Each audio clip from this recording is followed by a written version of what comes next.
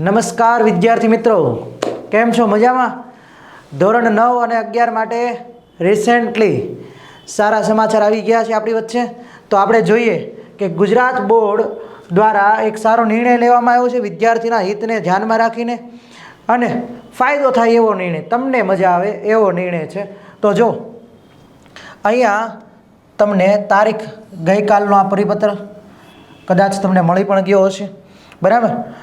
ધોરણ 9, ખાસ ધોરણ 9 અને ધોરણ 11ની પરીક્ષા પદ્ધતિમાં થોડો ફેરફાર કર્યો છે. એ શું ફેરફાર કર્યો છે એની વાત કરી દઈએ આપણે.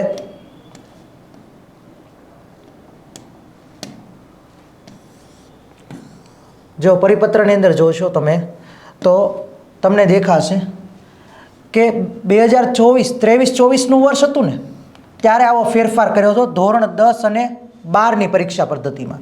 હવે એની સાથે જ એક સૂત્રતા જળવાઈ રહે એવા હેતુથી શૈક્ષણિક વર્ષ 2024-25થી ધોરણ 9 અને 11ની હાલની જે પરીક્ષાઓ, 11ના બધા પ્રવાહ, સામાન્ય પ્રવાહ આવતો હોય, બરાબર, કે વિજ્ઞાન પ્રવાહ આવતો હોય, તો આવા દરેક પ્રવાહમાં ધોરણ 11ની અંદર અને ખાસ તો આપણે ધોરણ 9ની અંદર આ ફેરફાર થયો છે, બરાબર.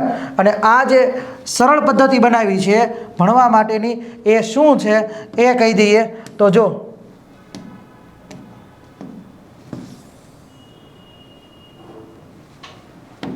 આ મહત્વની વસ્તુ છે કે જૂની જોગવાઈ શું હતી, હાલની જોગવાઈ શું હતી કે હેતુલક્ષી પ્રશ્નો કેટલા પૂછવાના.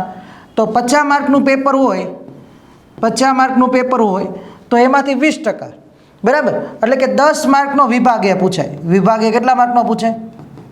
10 માર્કનો, બરાબર. આ જૂની પદ્ધતિ છે, બરાબર. બાકીના વિભાગ બી, સી અને ડીના ટોટલ માર્ક કેટલા? 40 માર્ક. 80% એટલે 40 માર્ક. હવે જે નવો ફેરફાર કર્યો છે, નવો ફેરફાર શું કર્યો છે દોસ્તો એ જોઈએ. તો જો આ 50 માર્કનું પેપર તો એમને જ રહેશે, પ્રથમ પરીક્ષાનું 50 માર્કનું પેપર જે છે એમને જ રહેશે, પણ અહીંયા કેટલા ટકા વેઇટેજ કરી દીધો એનો વિભાગ, એનો વેઇટેજ કેટલા ટકા કરી દીધો? 15%, સોરી 30%. એટલે અહીંયા માર્ક કેટલા થઈ જશે? 15 માર્ક થશે. હવે વિભાગ એ કેટલા માર્કનો આવશે? 15 માર્કનો. અને બી, સી, ડી આ બધું થઈને કેટલા માર્કનું આવશે? 35 માર્કનું. ઓકે દોસ્તો, તો આ જનરલ વિકલ્પ સાથેનો મતલબ શું થાય? તો તમને એવું કહેવામાં આવે કે નીચે પૈકી કોઈ પણ 5 સવાલ લખો. તમને 7 સવાલ આપેલા હોય, બરાબર, તો 7માંથી કોઈ પણ 5 આવું શેમાં આવશે? બી, સી અને ડી આ ત્રણેય વિભાગની અંદર આવું આવશે દોસ્તો. તો આ સારા સમાચાર તમારા દોસ્તો સુધી, ધોરણ 9ની અંદર જેટલા પણ વિદ્યાર્થીઓ છે તમારા કોન્ટેક્ટમાં, આ દરેક વિદ્યાર્થીઓને આ વિડીયો શેર કરી દેજો. કારણ કે અહીંયા જો વેઇટેજ તમારું જે હતું આ વિભાગ એનું, એ હવે સરળીકરણ દ્વારા 10 માર્કની જગ્યાએ કેટલા માર્કનું કરી દીધું? 15 માર્કનું કરી દીધું, બરાબર. અને બાકીના વિભાગ જે તમારું લખાણ હતું, વર્ણનાત્મક હતું, એ વર્ણનાત્મક હવે પ્રશ્નોનું વેઇટેજ 10% ઘટાડી અને હેતુલક્ષી પ્રશ્નો જે છે, ખરા ખોટા છે, ખાલી જગ્યા છે, વિકલ્પો છે, આનું વેઇટેજ કેટલા ટકા કરી દીધું? 30% કરી દીધું. એટલે હવે વિભાગ એ આપણો 15 માર્કનો આવશે, બરાબર. કેટલા માર્કનો આવશે? 15 માર્કનો, બરાબર. અંદાજિત 14, 15 કે 16 માર્કે રાખી શકે છે પેપર પ્રમાણે, પણ અંદાજિત એ માર્ક કેટલું થશે? 30%, એટલે કે 15 માર્ક.